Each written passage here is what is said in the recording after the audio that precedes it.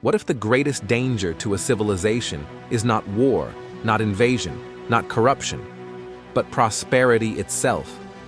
What if the very moment a society reaches its peak is the moment it unknowingly begins to fall? Not because fate demands it, but because prosperity changes people in subtle, invisible, irreversible ways. What if the real engine of collapse isn't catastrophe, but comfort? Think about it. Every major crisis in history, economic crashes, political implosions, revolutions, even the fall of empires, didn't begin in chaos. They began in golden ages, times of plenty, times of optimism, times when people said, "This is the good life, this is finally stable, this will last." And that belief, that illusion of permanence, is where the trouble begins. This video isn't just about history, it's about the pattern that shapes nations, markets, institutions, and even families. It's the cycle that explains why booms lead to busts, why stability leads to fragility, and why every generation seems to relearn the same painful lesson. Prosperity is not the opposite of crisis. Prosperity is the prelude. Today, we're going to travel across 5,000 years, from ancient kingdoms to modern economies, to uncover the psychological engine that makes humans repeat this pattern over and over again. And by the end, you might recognize the same cycle quietly unfolding in our world today. The ancient beginning, when prosperity became a trap.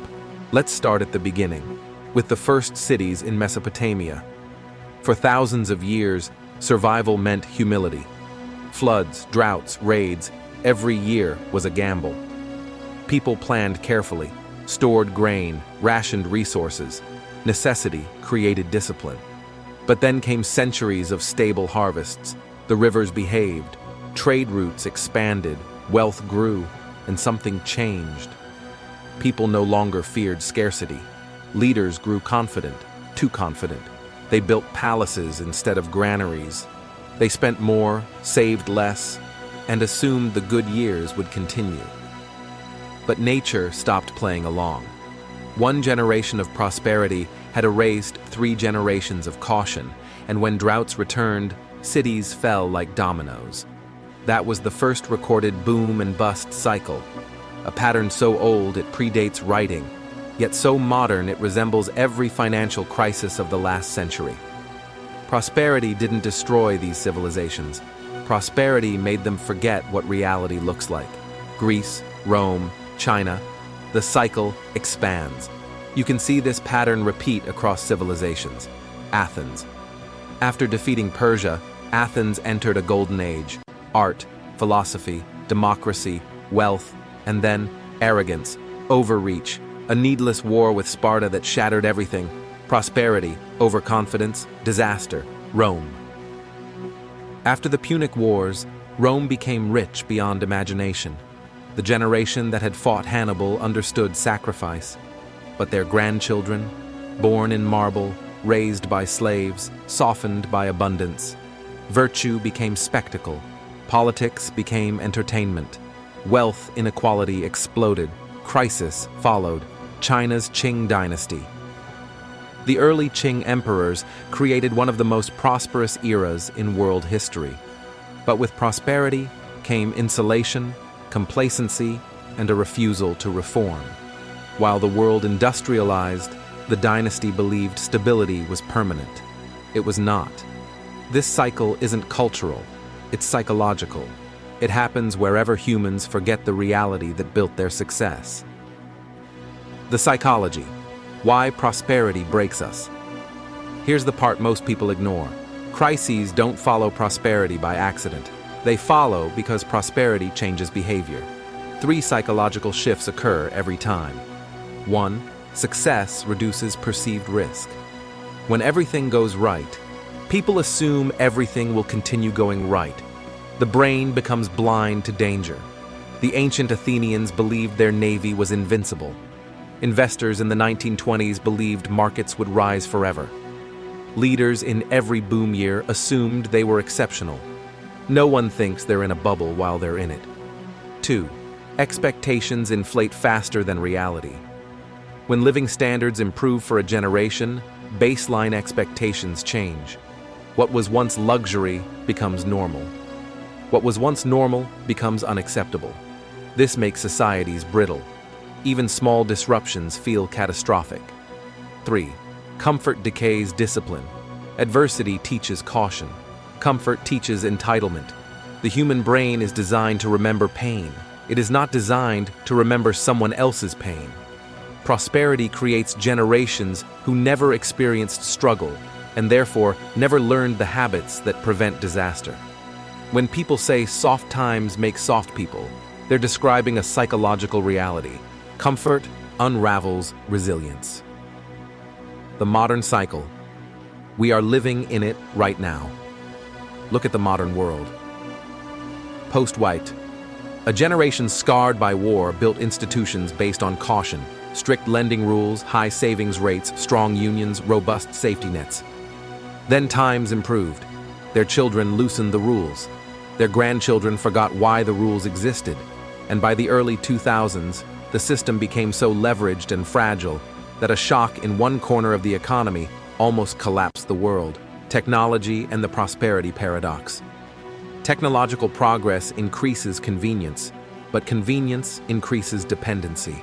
The more stable things look, the more fragile they become beneath the surface.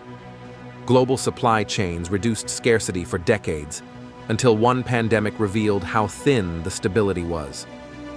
When people say the world feels unstable today, it's not because we're moving into a worse era. It's because prosperity has set the stage for the next phase of the cycle. The crisis phase, the unavoidable reset. When crisis arrives, it always feels sudden. But every crisis is the result of years, sometimes decades, of quiet buildup. Debt, complacency, overconfidence, neglect. Then something small, a drought, a failed bank, a political scandal, a supply shock, triggers a cascade. This is where the cycle resets. The crisis punishes excess, forces discipline, reveals fragility, and reshapes culture. It is painful, yes, but it is also cleansing. Crises don't just end eras, they begin new ones. The renewal phase, hard times. Teach again. After crisis comes renewal, always. People become more cautious. Institutions reform. Savings rates increase. Innovation accelerates. Hardship rekindles solidarity. The generation born during or after crisis becomes stronger, wiser, more resourceful. They are the ones who rebuild the next era of prosperity, and the cycle starts again. Because as soon as success returns, people begin to forget. The hidden truth. Prosperity isn't the problem. We often treat prosperity as the villain, as if wealth or stability corrupts by itself. But that's not true. Prosperity is good. Prosperity is progress. Prosperity saves lives, expands opportunity, and enables creativity. The real danger lies not in prosperity itself, but in the story we start telling ourselves during prosperity. Things will always be this good. This system is unbreakable. We're smarter than those who failed before us. We don't need caution anymore. That story, that illusion, is what destroys civilizations. Success is sustainable. Complacency is not. So here's the real question. Are we doomed to repeat this cycle forever? Are civilizations, economies, and generations destined to rise, prosper, forget, collapse, and rebuild over and over again? Or can we break the pattern? Can a society enjoy prosperity and still remember the lessons that created it? Can people raised in comfort learn the discipline usually taught by adversity?